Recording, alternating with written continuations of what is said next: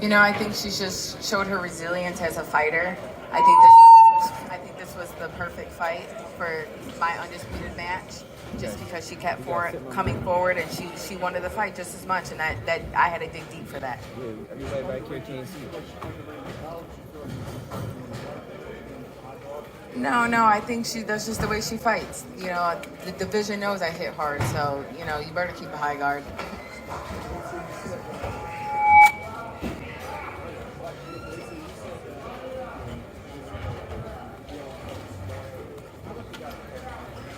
Say that again. I'm sorry.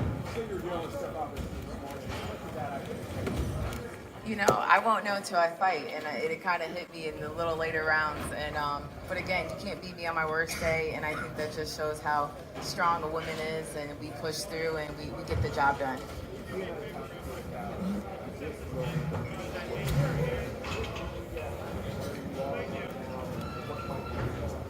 No, it hasn't hit me yet. I just know that I had an assignment in front of me to, you know, make sure that I had a dominating win, and that's what we did. It'll probably hit me tomorrow, but I'm just thankful that we got the job done. I did everything I was supposed to leading up to this fight, and here we are as Undisputed.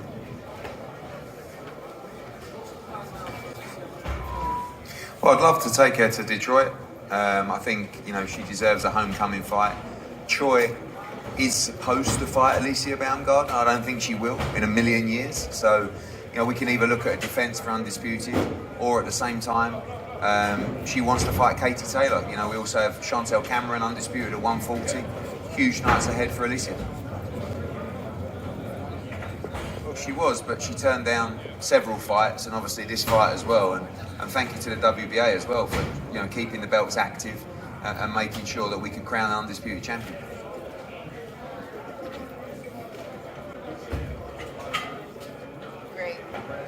Thank you. I would say so. I would agree that this was a tougher fight in the sense of, you know, having Mekhaled, who was wanting the fight. You know when a fighter wants it, and she just kept coming and coming, and I love that. And again, like I mentioned, I had to dig deep to get this win, and she just, you know, after knocking her down, she got right back up, and it was great though. I wouldn't want anybody else for this Undisputed fight. So it showed me as a fighter what I need to work on. I'm always improving, and I want to improve. And I can't wait to get back in the gym. Yeah, and that's the number one thing. You gotta have fun with this.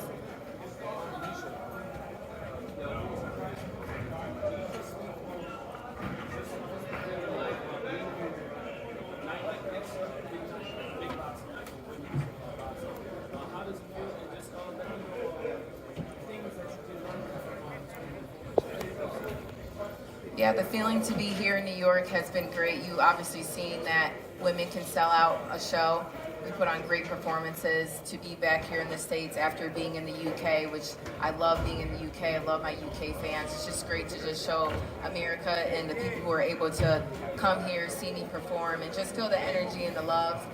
This is building the sport of women's boxing. Many women are doing their thing, and it's just nice to highlight different stories, and just mine included, and I'm just thankful. And again, having Tony Harrison in my corner as a fighter, as a former world champion, he knows what it takes to dig deep, and I just have a good ear to listen, and we get the job done.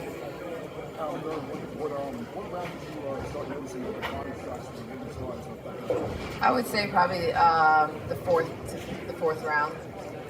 Fourth round, yeah. What did you think about the reception you got here in New York tonight? It seemed like you followed up. Mekhaled was showing the screen. She got a lot of proof. You know, I think the States love me. You know, New York loves me. It was awesome to fight here again. It was a great fight week. We had a great media week this week to just build this fight for two undisputed great fighters doing what they do and just making history. So, again, I would love to fight here again. It's been a pleasure.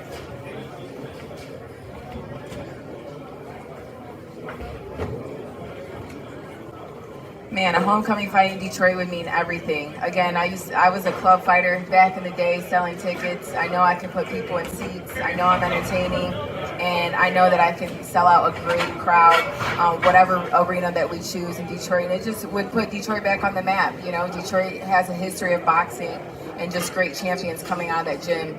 out of that state. And again, as a woman, as someone who's pioneering through this journey in the sport of boxing, it means everything to really just make a statement in my hometown.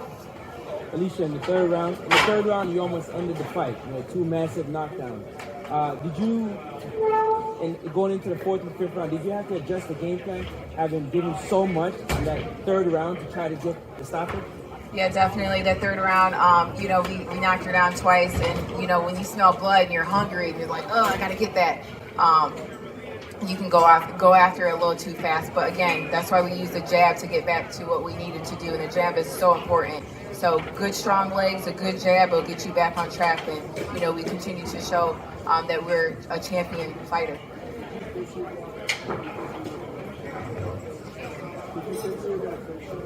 I did. But then again, I'm like, okay, she's going to keep coming forward. We're just going to, again, do what we do best. Use our jab, box, and let the openings come when they come.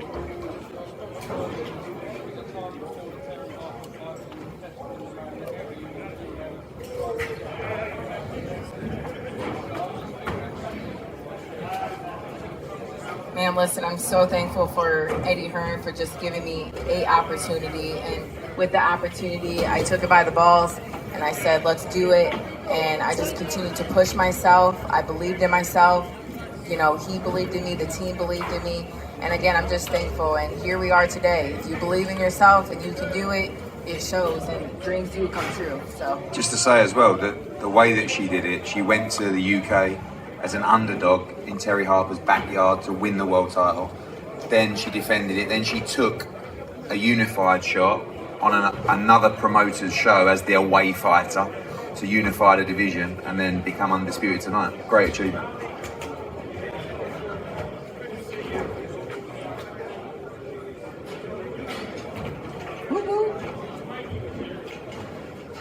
You know what, it really comes down to the business. I mean, look, I think it's great to see females get opportunity in sport. You know, I have 2 daughters myself. One of them boxes, one of them plays football, and it's amazing to see now the opportunities that are being presented. But it has to work, right? If they weren't entertaining, if we didn't sell out this place tonight, you know, we couldn't carry on doing what we were doing. So they're producing and they're entertaining, and what they're doing is they're motivating us because they're willing to fight champion after champion, undisputed after undisputed. And like, it's a joy as a promoter. You can go through every division and you know that you can make a unification against every single champion in a division, and you can make an undisputed champion in 12 months. And in men's boxing, it's so frustrating. You can't even make a unification, right? So I believe, and every fan believes, that you should have one champion in every division in boxing. And if you look now, you've got undisputed at 126, undisputed at 130, undisputed at 135, undisputed at 140. McCaskill lost a belt, but really undisputed at 147. Could be at 54. Clarissa at 60. Franchon Cruz-Dezern at 68. And you can say who is the best. And this is now the #1 super featherweight in the world. No questions about it. And that's what we've never really had in boxing. Too many belts, too much fragmentation, too much politics. And in women's boxing, that's not there anymore.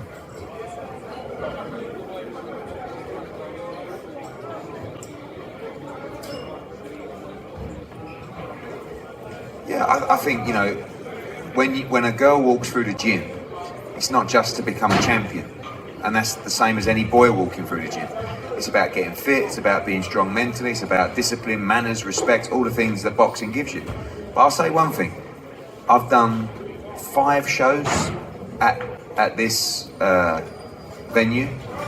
One was Danny Jacobs, one was Devin Haney, one was Demetrius Andrade, one was Teofimo Lopez against Kambosos, and the other one was this.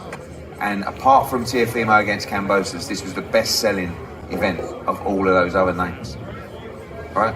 So, and again, that's what gives it longevity. You can tick boxes and say, oh, let's do a female fight because it's good, it's a good look for us. No, we're not doing it because of that, we're doing it because it's good business. And that's what will give it longevity. And the female fighters now are seeing those purses going up. They're still not where they need to be.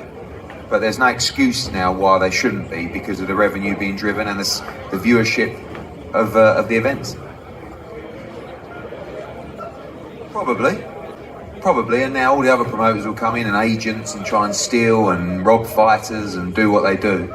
But I think we're, you know, with the era that you're seeing now, are safe to go on and Alicia's changed her life in 12 months, but it's just the beginning. She's only young. She's just really coming into her prime now. Listen, I reached out to Top Rank and I said, what do you think about the Mekhaled rematch? This is after the first fight. And I said, make us an offer. And it better be a massive offer with plenty of zeros on it. And it never came. Zeros didn't come. Lots of zeros, you know, and it never came. So they can't want it that bad, because if they, you know, and we would entertain a rematch. It'd be a lot of money, but it's a massive fight in America, huh?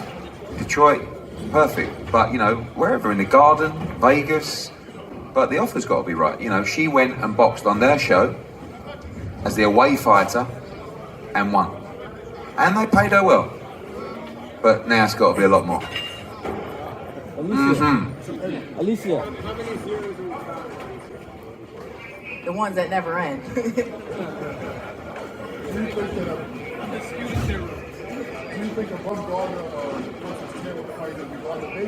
Yeah, big fight. The undisputed super featherweight champion against undisputed lightweight champion. Listen, I love Alycia against Amanda Serrano. That's an unbelievable fight as well.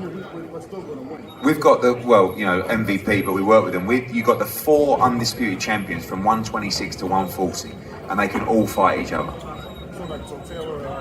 Cameron, Taylor, Serrano, Baumgardner. They can all fight each other. See what happens on May 20th? You know, but Alycia will be looking to fight around the same time as well.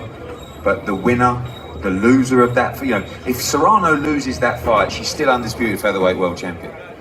You know, and Alycia likes to eat, but she can make 126, but she'll probably defend her 130, you know. Yeah, there's going to be, you know, she's going to fight at least twice this year. So, you know, 3 times minimum this year, and there'll be big fights.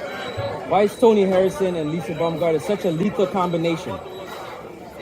Why is Tony Harrison and Alycia Baumgardner such a lethal combination? You know, you have to just respect when you have 2 fighters. You know, we have a mentality when you're a fighter in the ring.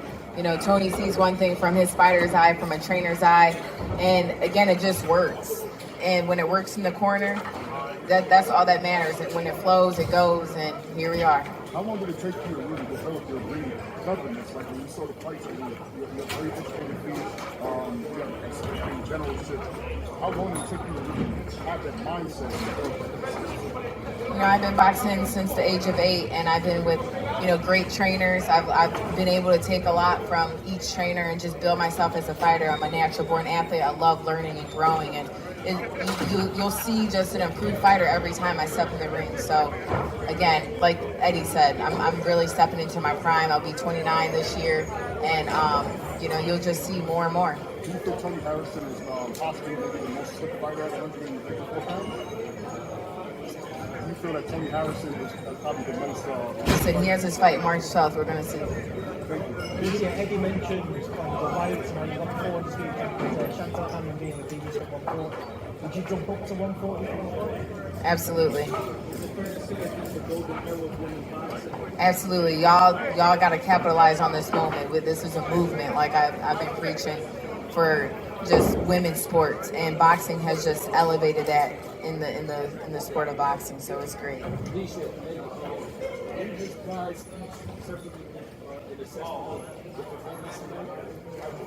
Yeah, I would say I gave myself an 8 out of 10 today. You know, I have to go back and watch it. I know the things I have to work on, and again, I'm always trying to improve. So 8 out of 10. Definitely need to know what I got. I know what I got to do next time, but that's the sport of boxing. This is what I love, and I love learning. I thought she was great, and I thought it was a lot of pressure because she was just expected to win tonight, and that was what I was worried about in camp. Was like she just, you know, and Brian would say, "Oh, she's a bit confident, you know, she thinks she's just going to walk through this girl," and when you're thinking about other things, sometimes they're the most dangerous fighters. Last question, guys, if there's one more. Alycia, you said that you go up to 140. What do you feel like the true range is?